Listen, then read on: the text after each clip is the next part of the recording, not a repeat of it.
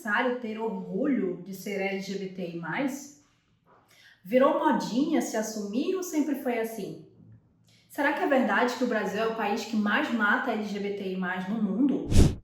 Eu sou Marcela Azevedo e no vídeo de hoje nós vamos falar sobre a origem das paradas LGBTs e essa trajetória de luta tão necessária até os dias atuais. Eu sei, tua vida não é brincadeira, porque os teus sonhos coletivos é de guerreira. O sol se põe camarada, a noite... Antes de seguir no vídeo, já curte aí o nosso canal, aciona o botãozinho de notificação e fica ligado nas nossas produções. Em 1969, os atos LGBTIs eram considerados crime em quase todos os Estados Unidos.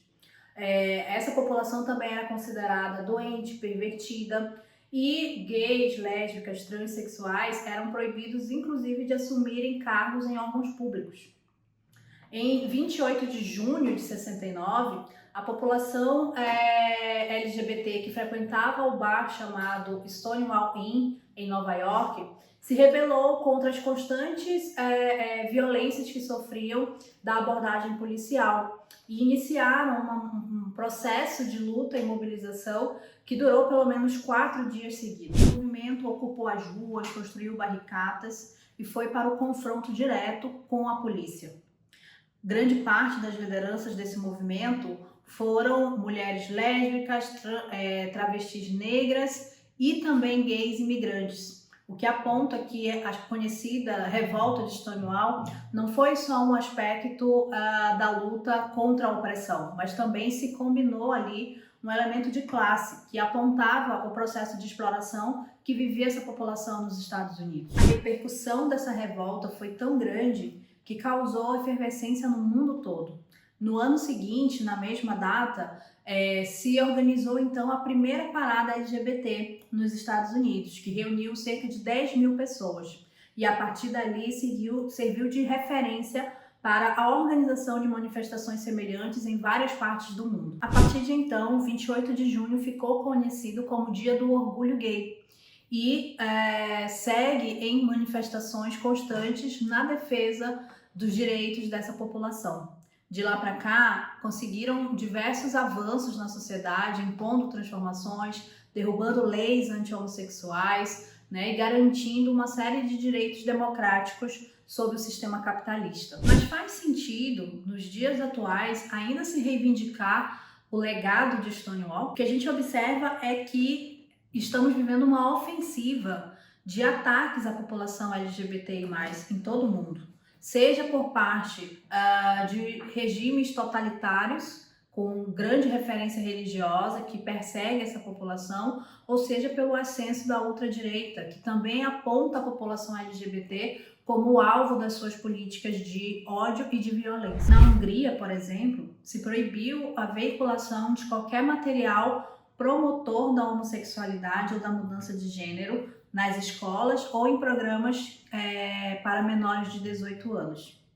Na Polônia, se criaram áreas livres de LGBTIs+, proibindo qualquer manifestação pública dessa população em diversas áreas. Na Itália, uma nova legislação foi aprovada impedindo o reconhecimento de pais LGBTIs não biológicos, retirando o nome desses da certidão das crianças, inclusive. Na Rússia, além das leis antipropaganda LGBT, que proíbem taxativamente qualquer manifestação ou representação da cultura da comunidade LGBT em espaços públicos, em julho de 2022, a Duma, que é a Câmara dos Deputados do país, aprovou uma lei que bane a realização das cirurgias de redesignação de sexo e também proíbe o registro em documentos oficiais da mudança de gênero.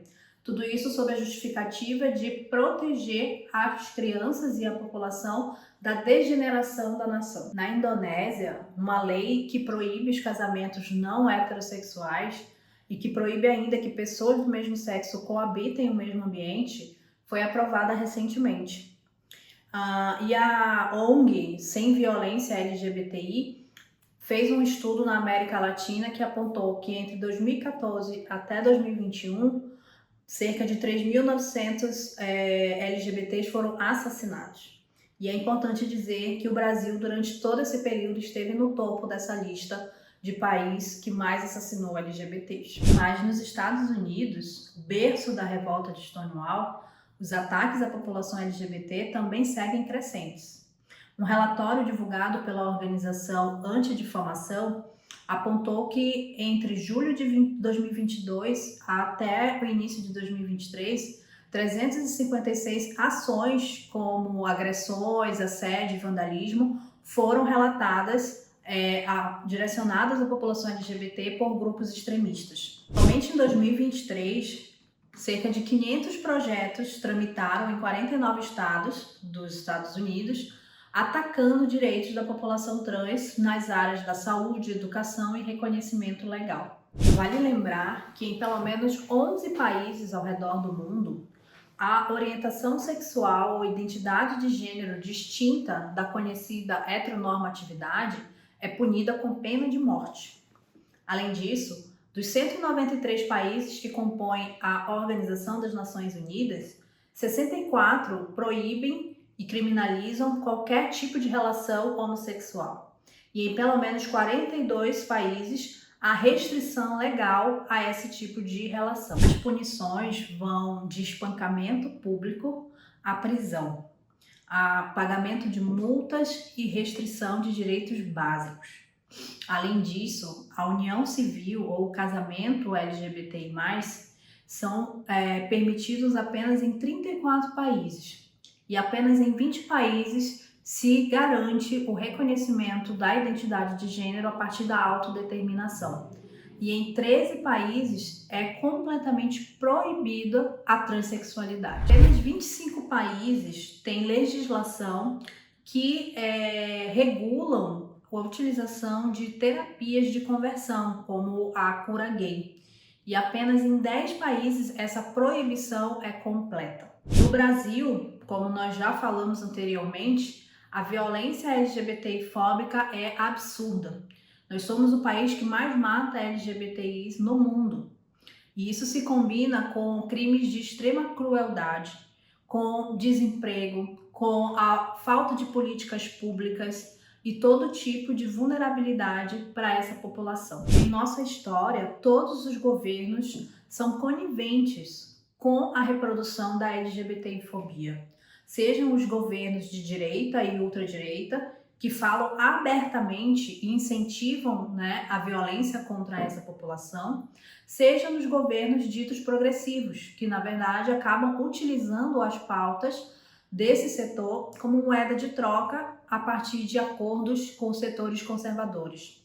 Recentemente a gente viu o próprio governo Lula fazer isso com a bancada conservadora, com um discurso transfóbico e também recentemente aprovando um projeto do RG que impõe a identidade de gênero no documento, sendo uma agressão à população trans do país. Recentemente, como fruto da luta da população LGBTI+, o Supremo Tribunal Federal aprovou a criminalização da homofobia, uma medida extremamente importante para categorizar esse crime. Entretanto, a gente sabe que no Brasil existe uma série de leis que não saem do papel. E isso é assim porque não há investimento para garantir, de fato, a efetivação dessa lei. Enquanto isso, a população LGBT segue sendo expulsa de casa, sendo levada para a marginalidade, a população trans jogada à prostituição e se reproduzindo ciclos de extrema violência a essa população. Enquanto isso, o reformismo aponta a representação parlamentar como uma grande saída para resolver os problemas da população LGBT. Obviamente, uma representatividade é importante, a gente não nega que seja importante você ter visibilidade dessas pautas. Entretanto, num espaço como o Congresso Nacional hoje, que está completamente repleto de figuras conservadoras, não passa por ali a garantia dos nossos direitos. A luta precisa ser direta e precisa ser independente de qualquer governo para que de fato arranque conquistas para essa população. É importante também a gente falar um pouco sobre o que significa a Rússia e a sua política de ódio aos LGBTs. Não tem como a gente não apontar que essa política que hoje vigora na Rússia é continuidade do que foi construído pelo Stalin. Né, que após as conquistas da Revolução de 17, quando a homossexualidade foi tirada do hall de criminalidade e colocada no lugar da individualidade corretamente, sem que o Estado pudesse ter ingerência sobre os indivíduos, Stalin é quem retoma a classificação da homossexualidade como doença. E é essa a base de continuidade que coloca Putin na sua política de ódio à população LGBT. Então não é verdade que esse governo, o governo Putin, tenha algum lastro de referência com o que foi a tomada do poder pelo operariado na Rússia em 1917. Se ele tem algum grau de continuidade é com o stalinismo. E erra quem defende esse governo como se fosse parte das conquistas da classe operária por uma construção socialista. E esse tema, ele nos ajuda a identificar isso, além de vários outros temas, mas nesse caso específico fica muito evidente que não há nenhuma relação com o que construiu Lenin, com o que construiu Trotsky para o Estado operário socialista da União Soviética. A luta da população LGBTI+, tem tudo a ver com a luta das mulheres por sua libertação e também com a luta contra o capitalismo. Primeiro porque, né, tem a ver com a luta das mulheres, porque uma parcela das mulheres também é LGBT, né, lésbicas, bissexuais, trans, mulheres trans. Então, toda a violência sofrida por essa parcela de mulheres da classe trabalhadora tem que ser parte da dor sentida pelo conjunto das mulheres da nossa classe e tem que ser também parte do conjunto de reivindicações que nos movimentam, que nos mobilizam para enfrentar esse sistema. E segundo porque também, né, a opressão LGBTI-fóbica tem uma relação direta com a opressão de gênero, porque coloca essa parcela da população no mesmo patamar em que coloca as mulheres, de um modo geral, como inferiores na sociedade ou como um setor que vai ser mais explorado sob o capitalismo, porque se apoia justamente nesses preconceitos, nessa discriminação e nesse entendimento de que são seres inferiores na nossa sociedade. Não por acaso, são exatamente nos períodos de crise do sistema capitalista em que mais se aprofunda a reprodução dessas ideologias opressoras. Foi assim em 1920 e 1930, quando se intensificou essa reprodução de preconceitos e de discriminações sobre mulheres, negros e negras, LGBTIs, imigrantes, para justificar uma superexploração da força de trabalho desse setor da classe trabalhadora, por um lado, e também para, dentro da nossa classe, colocar divisões, gerar conflitos internos e dessa maneira enfraquecer o nosso potencial de enfrentamento à classe dominante. É por essa razão que os LGBTIs da classe trabalhadora estão nos postos de trabalho mais precarizados, são o principal alvo de assédio no local de trabalho, convivem constantemente com ameaça de desemprego e têm as suas funções cada vez mais precarizadas. Dessa forma, a gente vê a relação muito aproximada da condição das mulheres trabalhadoras e principalmente da necessidade de que a nossa luta dos setores oprimidos da classe trabalhadora seja uma luta unificada com o conjunto da classe que enfrente esse sistema que reproduz a nossa opressão para lucrar em cima da nossa dor e da violência que nós sofremos. Por isso é fundamental que a luta dos setores oprimidos da classe se dê com independência dos governos e dos patrões, que a gente consiga, dentro da nossa especificidade, de requerer a nossa libertação e romper com essas ideologias de opressão, que a gente também tenha como objetivo romper com esse sistema de exploração capitalista que impõe para nós esse contexto em que nós estamos inseridos. Isso nos leva a uma outra questão, que é o resgate do 28 de junho, do seu caráter de orgulho e de protesto, né? Orgulho porque durante todo o processo histórico do capitalismo, a população LGBTI foi levada a crer que era inferior, que deveria estar isolada, escondida, marginalizada. Então, quando você propaga orgulho de ser quem você é, você se confronta com esse lugar que lhe foi determinado. Mas Stonewall trouxe para a gente também um dia de protesto, de resistência e de enfrentamento a toda essa condição de superexploração e de discriminação que a sociedade capitalista nos impôs.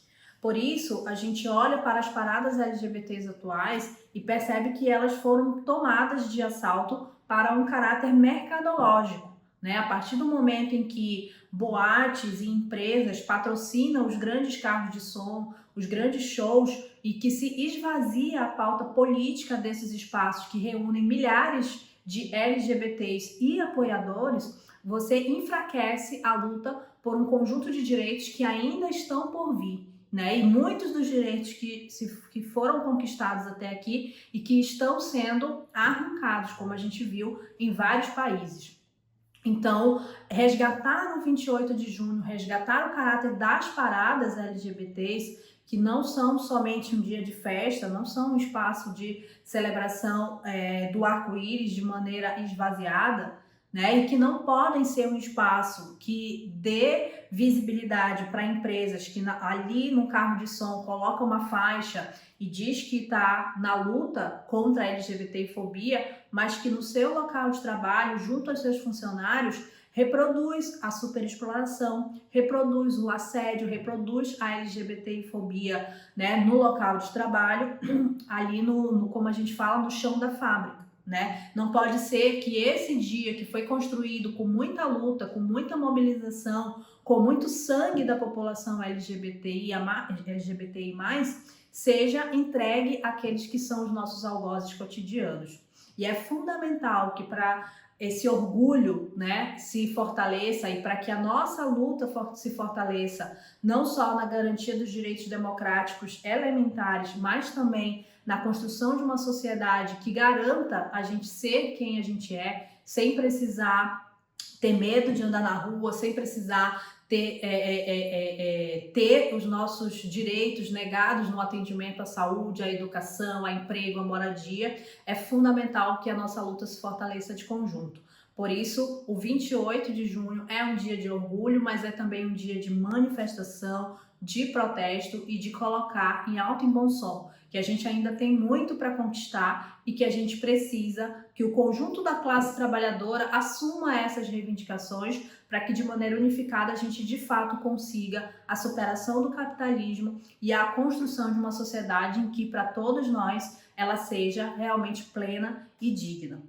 Então, viva o 28 de junho, viva a celebração do orgulho LGBTI+, que todas as pessoas gays, lésbicas, bissexuais, travestis, transexuais, pessoas queer, né, e que toda essa diversidade cada vez mais seja parte do nosso olhar, do nosso entendimento e da nossa incorporação na luta do dia a dia. Por hoje é isso. Se você gostou do vídeo, se chegou até aqui ao final, já curte, compartilha com todo mundo aí, deixa um comentário para a gente trocar ideias sobre esse assunto e já aciona o botão de notificação para não perder os próximos vídeos. Eu sei, tua vida não é brincadeira, porque os teus sonhos coletivos é de guerreira. O sol se põe, camarada.